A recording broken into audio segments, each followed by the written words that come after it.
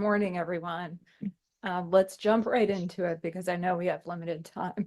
Let me just share with you all the agenda we're going to do today. Social Security current actuarial status. The reserves are expected to become depleted by 2035. Isn't that all about demographics? We will see. What is earnings dispersion and why does it matter for Social Security? How earnings dispersion has affected projections since 1983 and our assumptions for the future. And with that, let me turn it to Steve.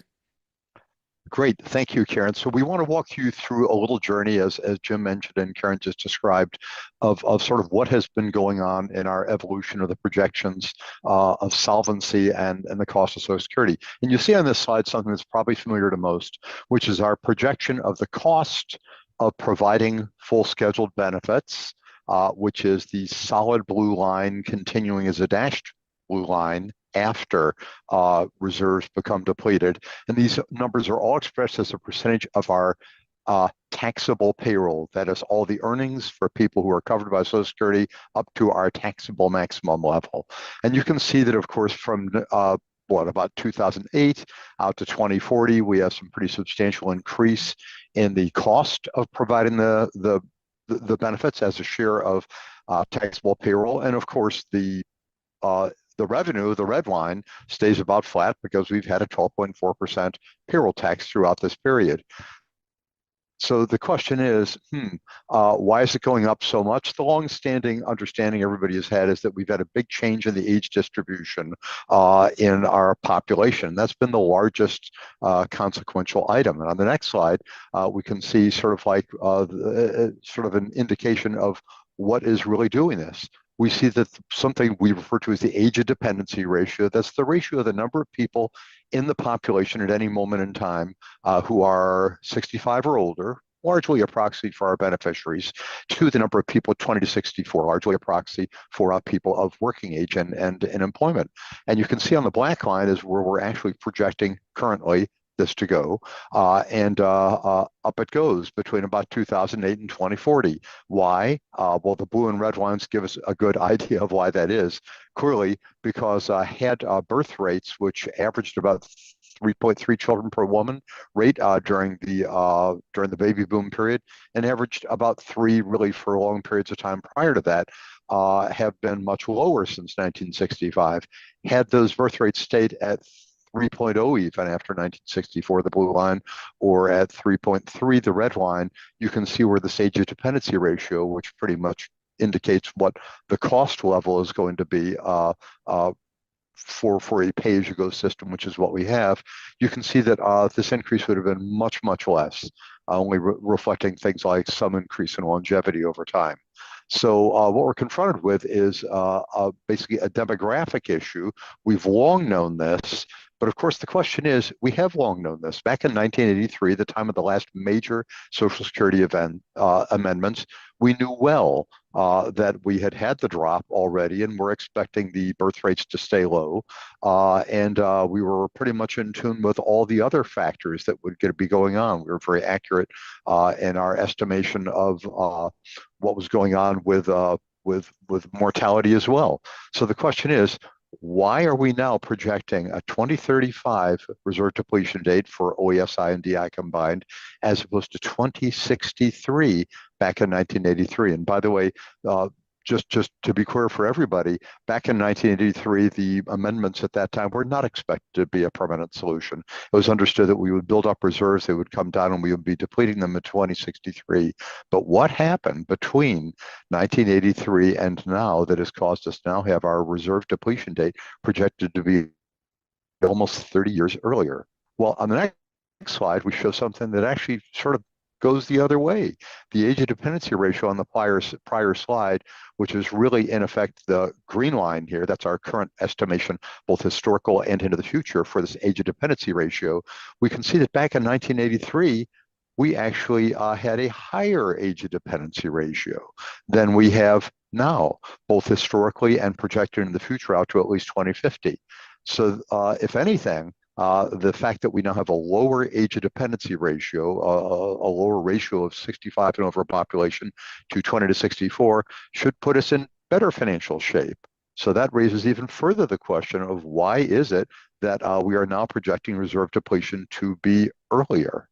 Uh, well, a really good question. And by the way, I already indicated that between 1983 and now, it turns out that we were very accurate in 1983 in our assumptions about mortality improvement and also even fertility. We were modeling essentially the fertility would stay low, which it has. But the one thing that we missed a little bit on the demographics was that actually immigration has turned out, net immigration has turned out to be higher than we had been projecting back at the time. So that should really be a positive, and it is a positive, obviously, for the financing of Social Security. So on the next slide, the question is, if it's not demographics that is causing us to have a much sooner reserve depletion date, what is it? Well, in the 1983 report, we assumed an increase in the average real earnings in excess of CPI of about 24% over the 17-year period between 1983 and 2000. And we also assumed, importantly, that that increase would be similar for all workers at all earnings levels. There wouldn't be any real earnings dispersion occurring. Overall, the average earnings actually increased more than that by about 28% over the period rather than the 24% we were assuming. Another positive. However, the increase was not similar at all earnings levels. Something we cited before in some congressional hearings recently, some might be aware, is that over that 17-year period between 1983 and 2000, the average earnings level for the top 6% of workers, those who have rather consistently had some earnings above our taxable maximum, they experienced a 62% increase in their real earnings level over that 17-year period. The other 94% of the lower earners experienced only a 17% increase over that period. So that was a major, major factor. And of course, this raises the question, why does this matter? So I think we're going to pass the baton to Karen here. All right, so let's dig in a little bit more as to why this matters. This increased earnings dispersion, faster growth in the annual earnings for those high earners that Steve just mentioned, it increases the spread in the relative earnings distribution. What that means is the share of all earnings at the top percentiles is increased. Now, if all earnings were taxed for Social Security at the same rate, like it is for Medicare, this wouldn't matter. However, Social Security does have this taxable maximum level of earnings, so the relative shift in earnings to workers earning above the tax max reduces the overall share of earnings subject to tax. And just a little more detail here. So for Social Security, earnings are taxable only up to that taxable maximum level. That was $168,600 in 2024. That level is indexed and has been since 1983 by the change in the total average wage index for the US economy. So it's indexed by average wages. In 1983, this indexing was intended and expected to maintain the percent of all earnings subject to tax. We call this the taxable ratio, was intended to maintain that at about 90%. This earnings dispersion that we've experienced since then was not anticipated at the time. Steve was there at the time of the 1983 amendments, and he says that specifying periodic adjustments to the taxable maximum to specifically maintain that 90% was considered at the time, but it was decided to be too complicated. So it was just indexed by average wages. So as we already mentioned, this taxable ratio has decreased from the intended 90% down to about 82.5% in about 2000. It's remained close to that level. We'll show you a graph in a minute since then, with some blips for economic cycles. So what effect does this have? Clearly, it decreases the payroll taxes coming in. That's a direct effect. Scheduled benefits are also reduced, but they are reduced less because of the progressive nature of the benefit formula. And those annual earnings and BEM points are indexed by the average wage index. And I think back to Steve. Great. Thank you, Karen. So here's just a little picture of sort of what Karen and I have been talking about here. You can see on this, starting 1984, actually 1983 is not quite on the chart, but starting 1984, you can see that it's been roughly about the top 6% of earners have some earnings above the taxable maximum. That's been very consistent. The black line up above that is the percentage of all covered earnings in Social Security that fall above our taxable maximum. Now, we don't have 83 on here, but it was about 10% in 1983, and you can see that it has been evolving away from that. We were not anticipating or projecting this to be the case back in 1983, unfortunately. And you can see where we've gotten to by about the year 2000. We've been up at around somewhere, getting around 18% more or less. Sometimes it's been a little bit less than that of the earnings being above the taxable maximum. You can see most recently after the most recent recession, we've had a little bit of a blip. We're back down to about 18%, and actually we're probably closer to 17% by the latest estimation for the year 2023 shown on this. So we're a little bit high there. The taxable maximum, as Karen mentioned, is indexed by the average wage, but with a 2-year lag. So if we had a lot of time, we can talk on all kinds of fun stuff about that, but we don't have that much time. So on the next slide, we can see here what actually happens to what we often refer to as the taxable ratio. This is almost just the inverse of the top line on the earlier one. You can see we've dropped down from 90% of our covered earnings being taxable in 1983 down by the year 2000 to a point of about 82.5%. And it's been rather stable across that level. Again, just like on the prior graph, the 2023 number is probably up closer to 83% than 82%, and we're projecting that will be at about the 82.5% level continuing into the future, pretty much as it has roughly been since the year 2000. Fortunately, it's not been really drifting down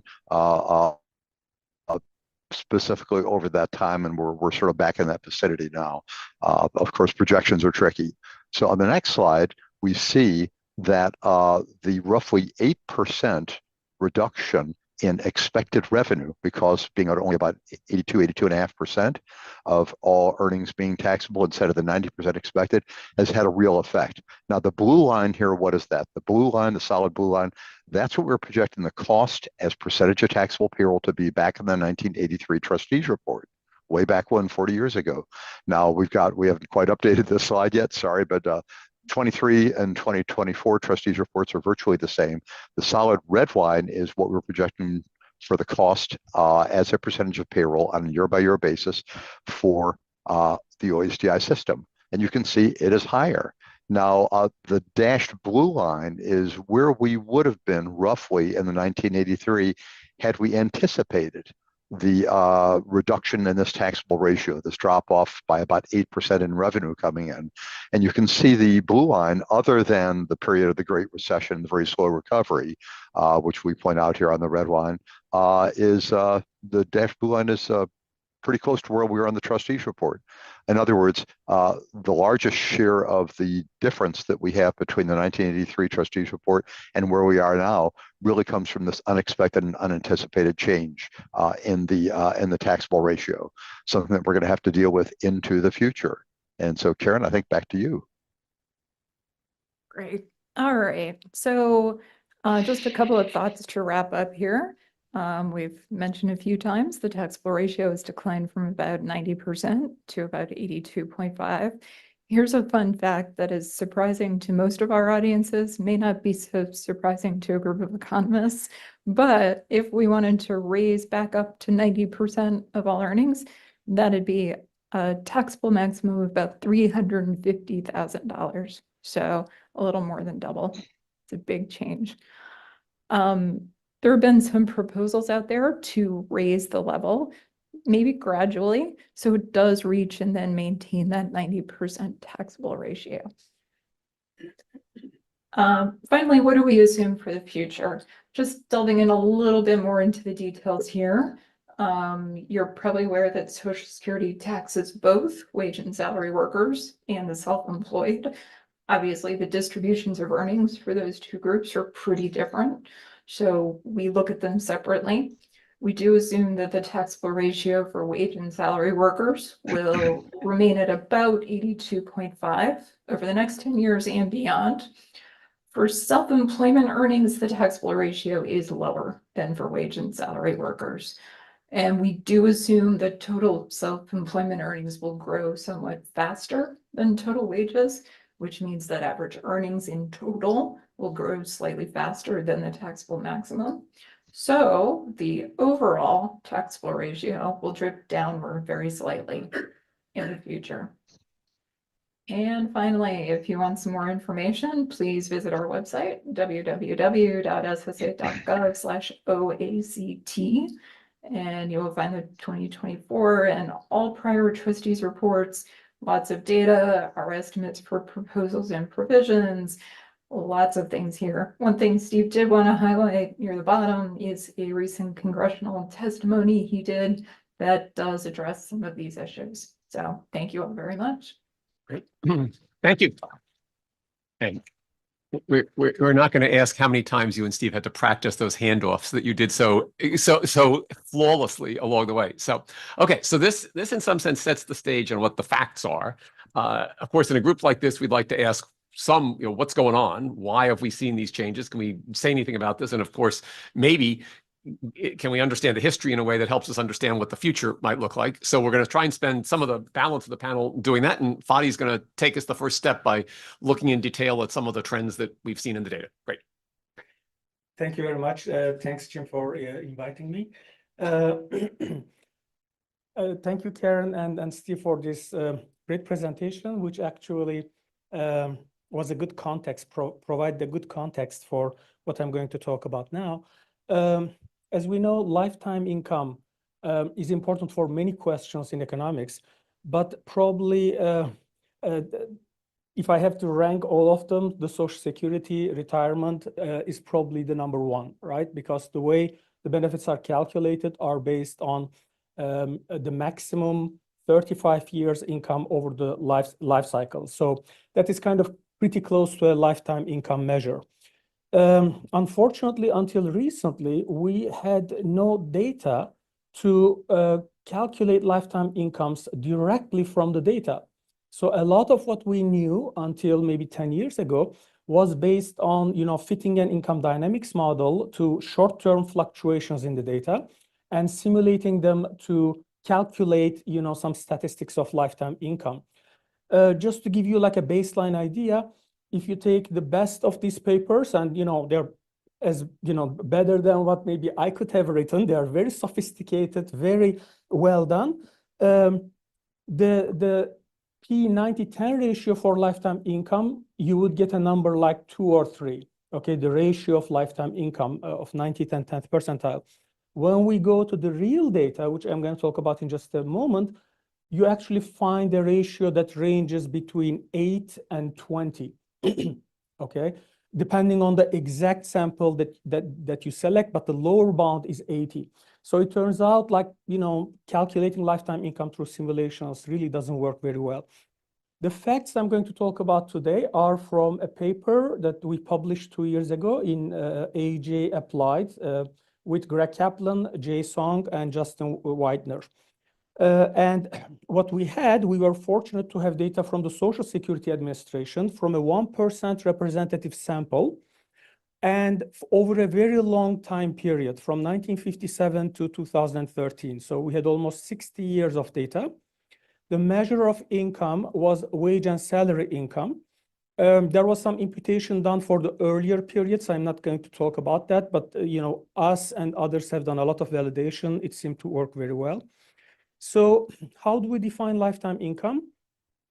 We basically take inflation-adjusted annual earnings of an individual, and we sum across 31 years between ages 25 and 55 without any discounting. So again, this is quite similar to how the Social Security calculates the relevant income for retirement. By the way, as you can imagine, there are many different versions of this, but the results I'm going to show you will be very robust to those. One issue with this long data is that the sample changes by adding new industries. So what we do is we select commerce and industry workers. Again, this is something that others have done as well. It covers about 70% of the labor force.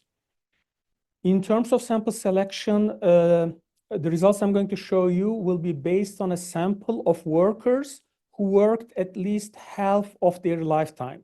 Okay, 16 out of the 31 years. But working is very generously defined. Okay, if you made income above a threshold that's about like $1,600 or $2,000, and I can tell you where this comes from, but it's a pretty standard number. It's like, half time working at the minimum wage for 1 quarter. We drop people below that. So I'm going to show you 4 results. The first one is, I'll go over this one a little bit slowly because we are not very much used to seeing figures with lifetime income in it. So the way this is calculated, this circle that you see there is the median lifetime income for the cohort of women who turned 25 in 1957. The way this is calculated, we have, a few 100,000, maybe a bit less women who turned 25 in 57.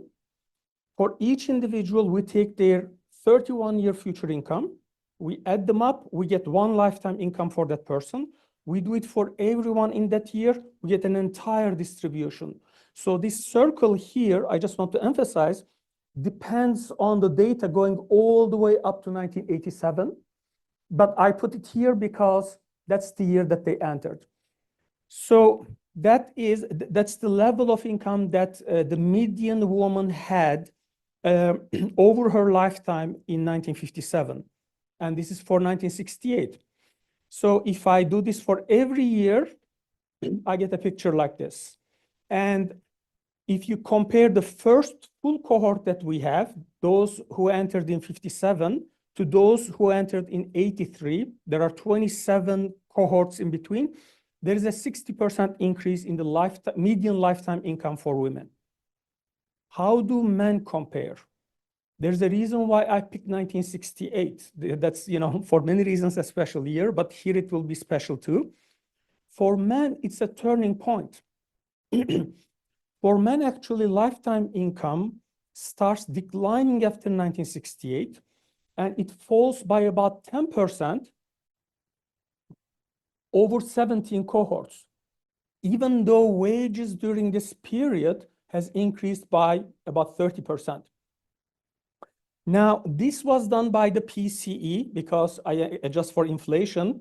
The PCE index gives you a better picture. If you do it with the CPI, you get almost a 20% decline. So if you want to imagine the 68 and 83 cohorts as like a father and a son, the son had 20% less lifetime income than their parent. And we quantified that. If you don't account for fringe benefits, that's about a loss of $280,000 over lifetime.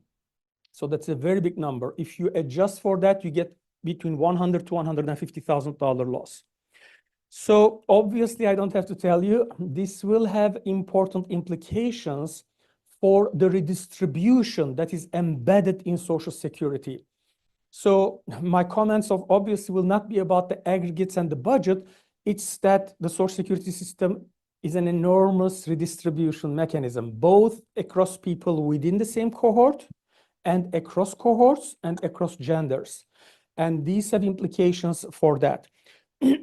Now, if you look at all men and women together, you still actually get a decline. By CPI, you get roughly a 10% decline. Even though women's wages increased, the baseline lifetime incomes, increased, the baseline income level was very low. So overall, we get this decline. Now, Karen made some important points, and one of them was the Social Security taxable limit. So I want to make 2 points by now looking at the actual income profiles of each cohort. So I'm moving from lifetime income to expanding basically the figure for each cohort. The brown one is for the first cohort, and the gray one is the last one. One thing I want you to notice is, so this is the median at every age. And one thing I would like you to notice is that the shape of it has not changed much. This matters for the following. Two people with the same lifetime income, imagine one actually, hypothetical, not realistic, had the same exact income at every age. And the other one had the same lifetime income, but a very increasing profile. The second one may end up paying a lot less in Social Security taxes, because at some point he or she will hit the limit and the tax rate will not go up. So the change in the shapes, the slopes of these matter directly for the taxes they pay and the benefits they get in return. Now, in between, we have all these cohorts.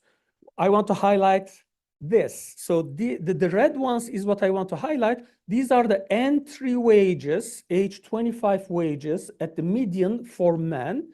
It increases early on and then starts to go down. This is the same for age 35, 45, and this is the one I want to emphasize at age 55. Now, I have more cohorts that I don't observe for their full lifetime. I will add them here and remove like all the complication, because I want to focus on this. This is the wage, median wage at age 25, and these are some sample life cycle profiles. Now, this is one point I want to make. If you compare the median man at age 25 in year 2011 to the median man in 1968, 43 years before, that wage has declined by 30%. And in between, the US economy has grown by, GDP per capita grew by about, a factor of 3. And real wages has increased by 80%. Now, the reason this matters, the second reason this matters for the distribution is look at the gap between here and here.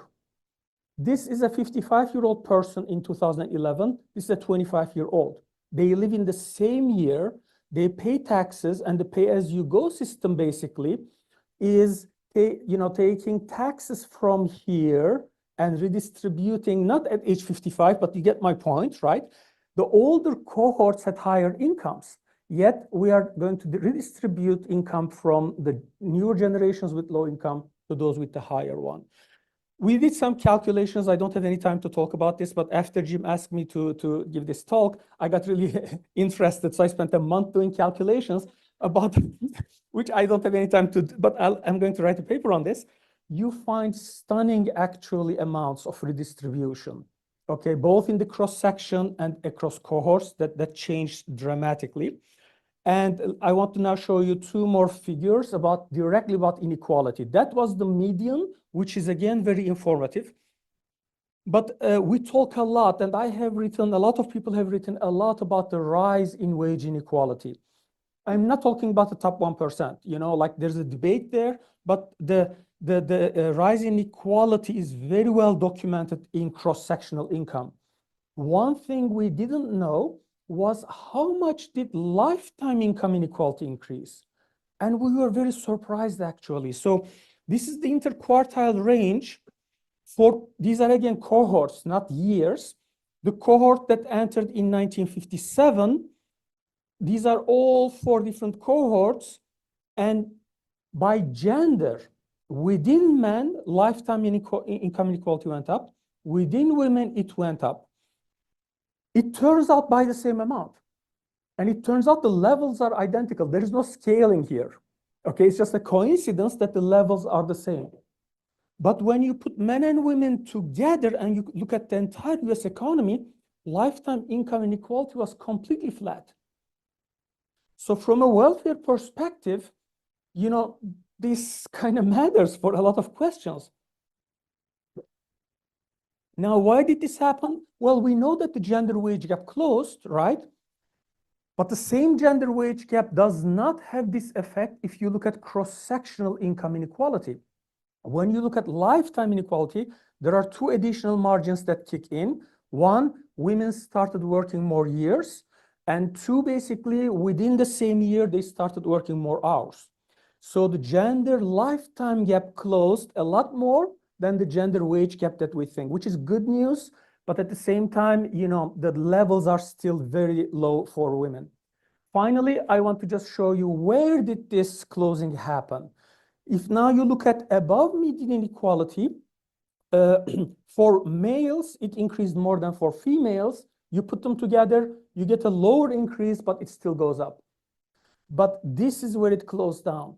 Okay, within men, it goes up a bit. Within women, it goes up less. You combine the two, it goes down. Why? Well, we can guess, right? Because women's wages were very low. They started low. When they basically increased their hours and wages grew, it did not have as much an effect above the median, but it had a big effect below the median. And like I said, all of you can already think about all the implications this will have for Social Security. So I will stop here, but you know, if you are interested, this is a 100-page long paper with an even longer appendix, so there's a lot more in there. Thank you. Great, thanks. Okay, James is going to be our next presenter. Why don't we hold till we have, yeah. And just, you know, in the event that we ask some of you to do a panel presentation in future years, you do not have to write a 100-page paper if you agree to serve on one of these panels. So, but it's great if you do. Yeah. In fact, I was going to just say, noticing the number of people who are taking their phones out and taking pictures of some of the slides, I mean, we will check with all of the presenters, but we will try to, I mean, we always put the videos up for a couple of weeks after the event, but I think this is one that we'll try to have more longevity. So we'll confirm with everybody that it can stay up for the duration. Yeah. Yeah, we're recording it right now Right, on top yeah. of YouTube. Okay, All great. right, well, James, thank you. Yeah, thank you guys for having me. I'm going to talk a little bit about CBO and how CBO projects the wage earnings distribution and then uses it within the agency. I did not write a 100-page paper for it, but I guess the first thing I want to discuss is that when CBO projects an earnings distribution, one thing we do is we use it across the entire agency. So even though it's a Social Security conference, you know, we use it. We try to use it as a way to make sure that when we do estimates, you know, across almost anything we do, or many of the things we do, we try to use it as a way to keep things consistent. So we have the three sort of major models I think of when we do this is our individual tax model, which we use for individual income and payroll taxes over the like 10-year budget window. For like our baseline forecast of what we expect receipts to be. We also use it in our Social Security models. We've got a long-term Social Security model. So the earnings distribution affects payroll taxes and benefit projections there. And then we also use it in our health insurance simulation model, which, you know, we use to analyze issues around premium tax credits and Medicaid and employer-sponsored health insurance. In addition to the wage earnings distribution, we also have, you know, a set of macroeconomic and population projections, which we also use across the whole agency to try to keep things consistent. So, you know, the earnings distribution is one small piece of what CBO, you know, uses to do that. So the earnings definition that we focus on when we do a sort of a projection of the distribution is a wage earnings distribution that we define as federally taxable wages plus employee paid retirement contributions. So that's like your 401k contributions or your 403b contributions. SSA calls this net compensation, and they report extremely detailed distributions of a prior year's earnings every October, which is what we use as you know, the data that we then try to project. And this data is great because it's timely. If we waited for the IRS to give us data, we would wait almost another whole year to get it. And it's just really detailed. So you can, I'll show you in a minute, but the way we use it, you know, it's perfect for what we need. This definition of wages, though, does not include some other things that you might think of as like compensation. So it does not include employee paid premiums for health insurance or employee contributions to flexible spending accounts or employer contributions to retirement and health insurance. So it's, a specific definition of wages. Those types of things that are excluded are not generally observed in W-2 data, which is the foundation of what SSA is reporting in those tables. And this is a screen snapshot of SSA's table that they produce. You guys some of you may be familiar with it, but it's broken out by net compensation intervals, kind of every $5,000 up to $200,000 of earnings, and then $500,000 bins, or $50,000 bins, sorry, up to 500,000, and then the bins get bigger. But they give you the number of people who have earnings, the number of workers essentially that had W-2 earnings in each of those bins, and then the total amount of earnings that those people had in the bin. And so what we do is we use an interpolation procedure to try to interpolate the shares of wages that accrue to different groups of percentiles, and then we try to forecast that, or try to project that. Specifically, we focus on 3 subgroups of the top decile of wage earners. So we look at the top percentile of earners. We call that P100, and then the next 4 highest percentiles of earners, the 96 to 99 percentiles, and then the remaining 5% of earners. So that would be the 91st to 95th percentiles. And we have, very, very basic time series regression models that we use that really include a time trend and then a measure of the GDP gap to try to control for some cyclicality in the economic forecast. That also ties the forecast a little bit to our economic projections that we get, our macroeconomic projections. If you were just trying to back, to sort of predict wages with the regression looking backwards, you might use some other variables like measures of how financial markets are doing. A lot of the ups and downs and cyclicality in like say the top 1% ties closely to like stock market gains and losses. But those are hard to forecast going forward. And so we relied upon a simpler econometric model just to make it, it's just more tractable for us.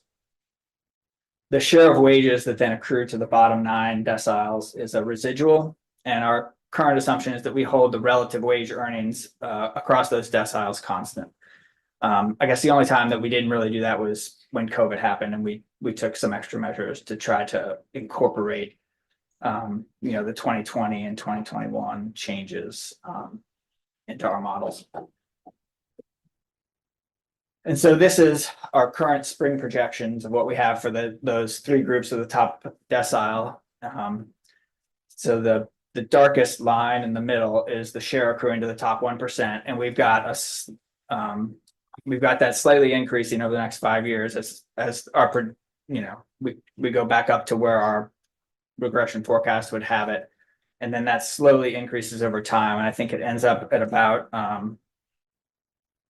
let's see if I can see this, 13.9% by the end of 2054, so out 30 years. And then for the share accruing to the 96 to 99 percentiles, we have that steadily increasing and going from about 15.3% to 17.2%. And then the 91st to 95th percentiles grow just at a very slow rate from 11.7 to about 12.15%. And then for a Social Security crowd, like what SSA showed, this has direct implications for the Social Security taxable ratio. So currently, we've got the Social Security taxable ratio forecasted to decline slowly, I would say, over the next 30 years from about 82.5% down to 80.9%. And in 2034, I think we're like 82.2%, which is, I would say, similar to what SSA sounded like they had. And that's what I've got prepared. Yeah. Great. Okay. Thank you. So just to clarify, James, so your number in 2050 or 2060 is a little bit lower than what Karen had. Yeah, slightly lower. Yeah, okay, great. All right, Karen.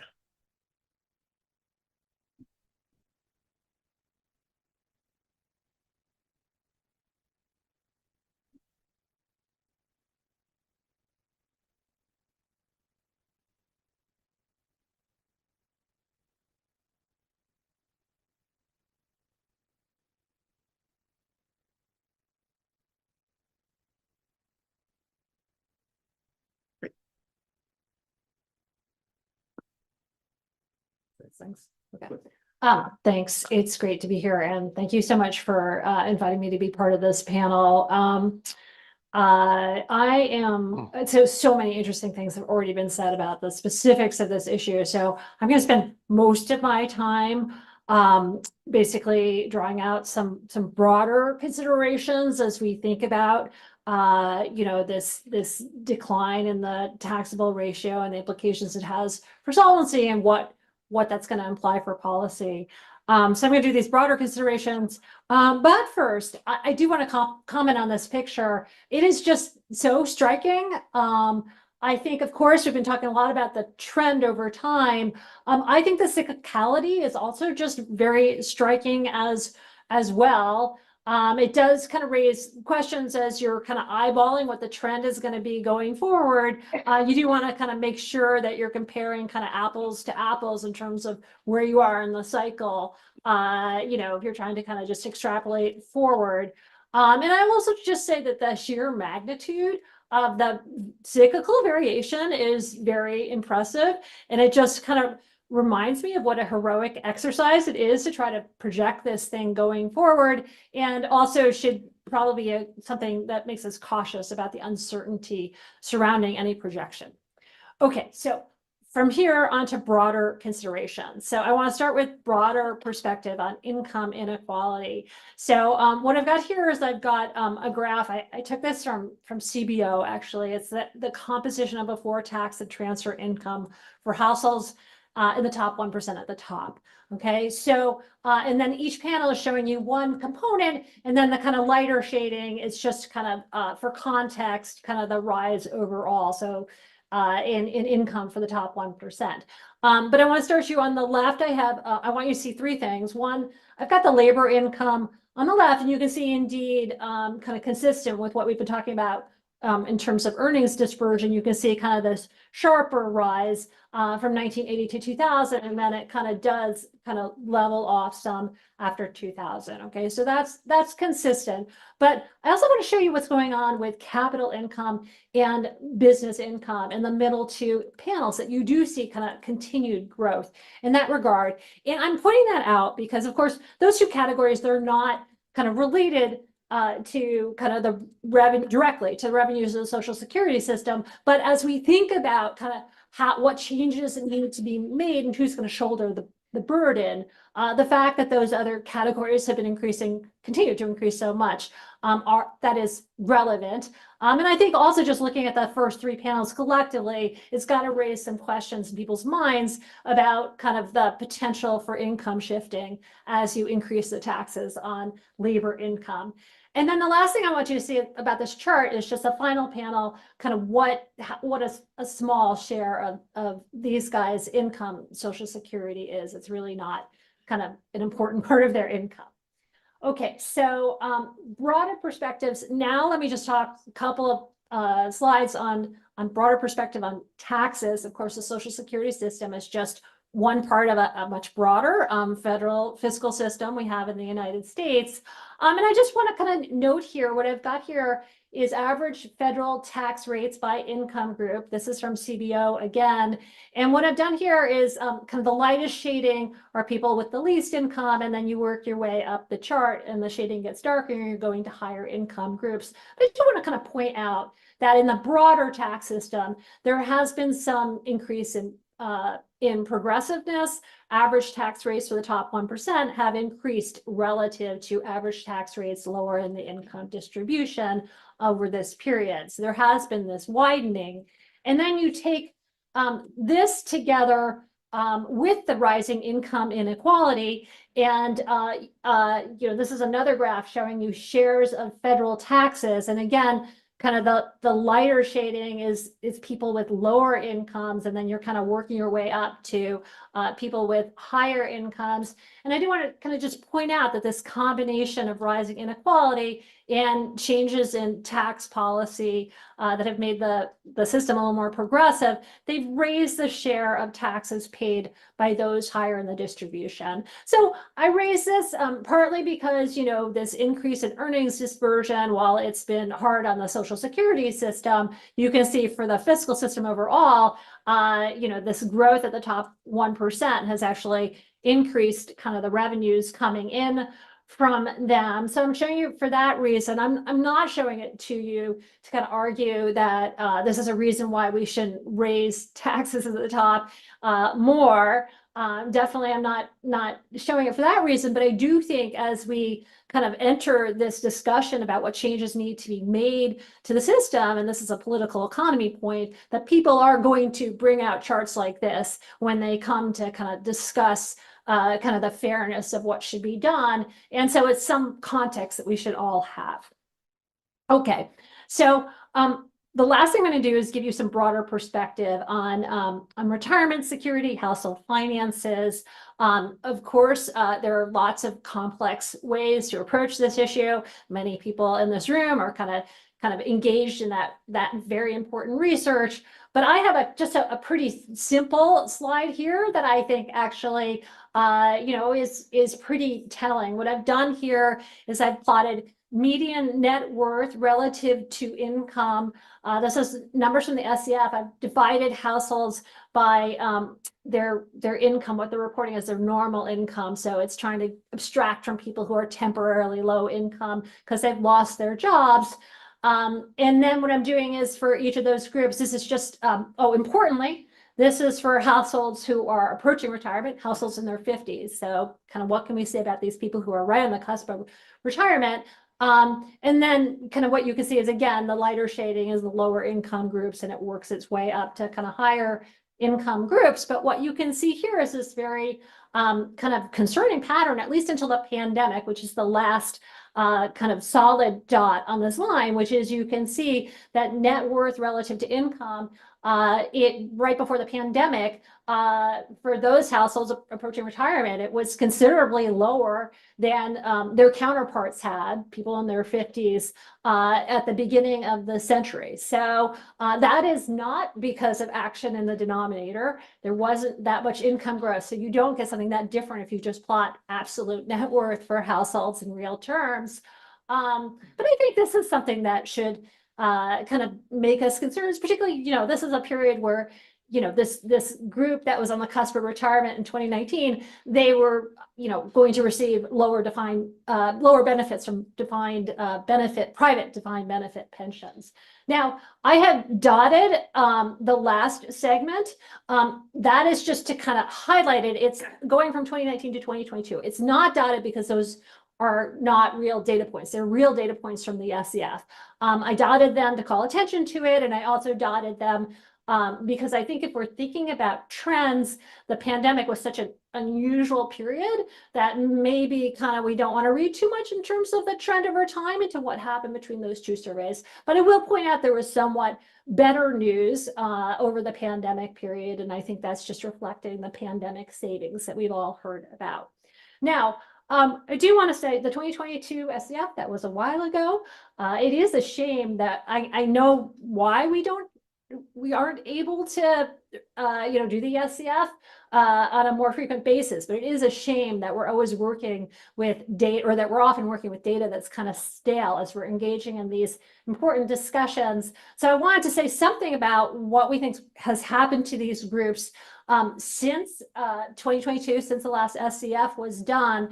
So what I've got here is some data from the Fed's distributional financial accounts, which is essentially, they take the numbers from the SCF and they kind of extrapolate them forward using kind of aggregate data on financial flows.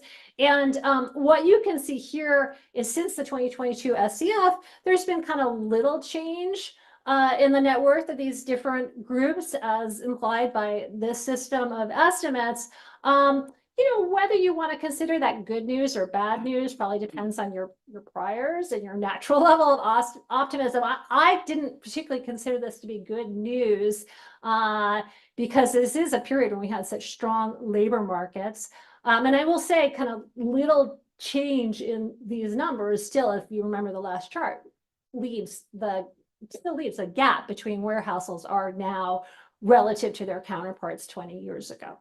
Okay, so I'm just going to conclude as the generalist on this panel about how I read all of this kind of these broader considerations for future policy changes. So I think these broader considerations, they reinforce the case for addressing Social Security solvency challenges through measures that fall disproportionately on high earners. Kind of a general point here, kind of a political economy point, we've been challenged with this growing income inequality, and there is general resistance, we think, in the population and among some policymakers to kind of the idea of redistribution through the tax system, but people seem to be more willing to accept redistribution through a social insurance system, particularly one that's as popular as Social Security. Okay, there are lots of plans out there to restore the solvency of the Social Security system. There's probably at least one for every think tank in Washington. I will just call out a nice paper by Mark Duggan that he did for Aspen last year. He recommended, just in terms of kind of the higher income population, kind of sorry, this is a typo here, a one-time reset of the tax max such that you get kind of that ratio back to 90% on a one-time basis, and then also adding another bend point in benefits. So that's also something that kind of falls on higher earners. I think kind of given the uncertainty about the future that I highlighted, how hard it is to forecast what's going to happen going forward, I'd rather see a kind of a formulaic reset of the tax max that kind of also kind of addresses the potential for things to drift as earnings dispersion changes over time. I will say kind of anytime you're kind of putting more burden, higher taxes on that higher income population, we have to worry about income shifting. That's something that I discussed when I showed you the composition of income for households in the top 1%. And also I will say, this comes from Duggan. He was using data from CBO, but even these options just take us about halfway back to solvency. So that's a caution for people to keep in mind. Okay, so thank you very much. Great, thank you.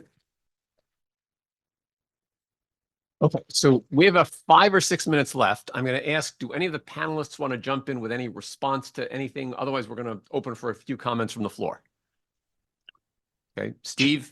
Yeah, Jim, Steve Goss here. If I could just very, very quickly. First of all, just to comment on getting back to 90% or other kinds of approaches to raising the taxable maximum. We have a lot of those on the web page. In fact, that one in particular. One of the questions I'd like to just raise to Karen Dynan, I don't think I saw this in the presentation, but it would be great if you could share later. You showed something about the percentage of all federal taxes paid by people by percentile of their income. It'd be great to see that not just the percent of the taxes paid by them, but what the ratio is of their total federal taxes to their total income year by year. I assume it's probably not quite as much dispersed across that. The only other thing is thanks for the comments by you, Jim, and everybody else about the difficulty of projecting earnings dispersion. Obviously, the expectation back in 1983 was off, but since 2000, it's been rather stable, and we are expecting to be relatively stable in the future. I'm sure that James is well aware, and Karen Dynan also, that there's been quite a variation in what people have been expecting in the future. We've had some technical panels experts and also some other entities projecting much bigger drops post 2000 than we've had in the taxable ratio. So it's very nice that hasn't happened. Karen, I have a microphone. You don't. The answer to Steve's question, I think, is the CBO reports those numbers on taxes by percentile as a share of the measure that CBO uses for income, and that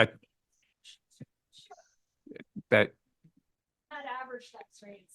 I don't know if someone from CBO is here. I had average I had average tax rates. I think they are Because calculated. there's both share of taxes paid by, and then there's average tax rate by Yeah, group. so the slide before, the one that Yeah. showed share of taxes. Yeah, Yeah. Yeah, I mean, think it's and your, pretty- your point's the important fact that you can't just look at the share of taxes paid, because that's a function both of the distribution of pre-tax, of taxable earnings and And that the rate. distribution of the tax rates. Yeah, Yes. okay. Correct. Okay, anyone want to jump in with a comment or question?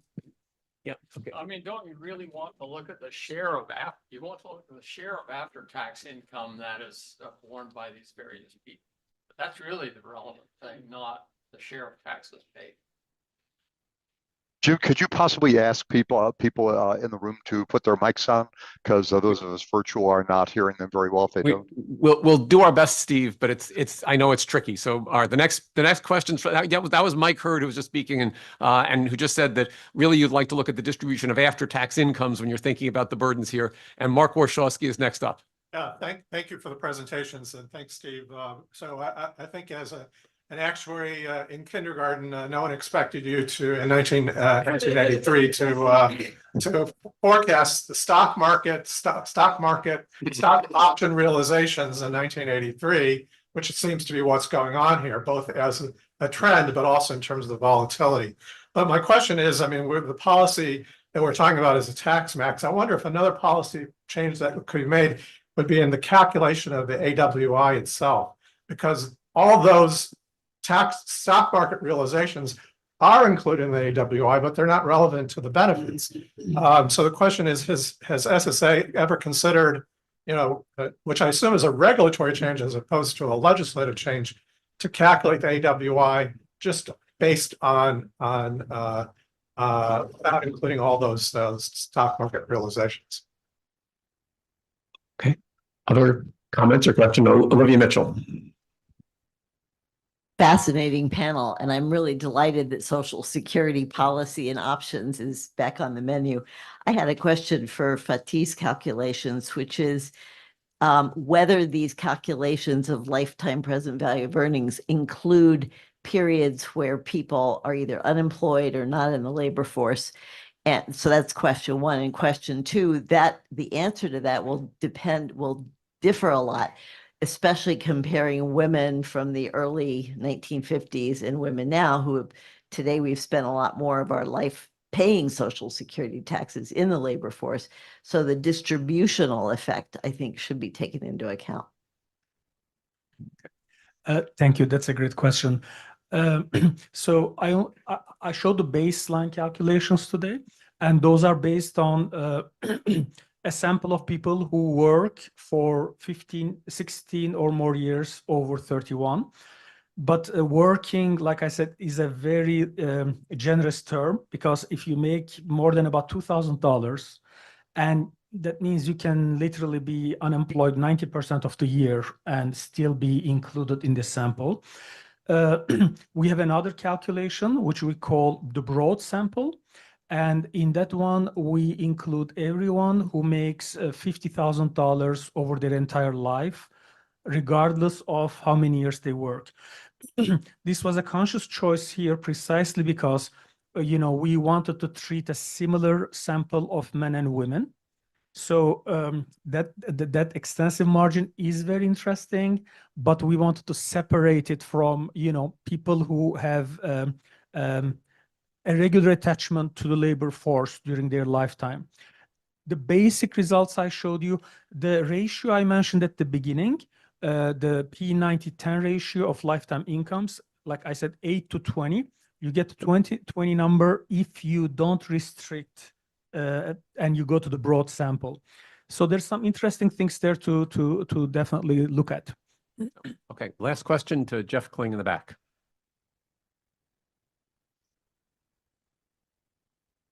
I was just going to say, I saw a couple of people taking pictures of James's slides, but his slides did go up on CBO's website while he was talking, so they are there. And similarly, the data that Karen showed from CBO is also on the site if anybody wants to take a look at that or look at different cuts of it. It's under the income distribution topic. Okay.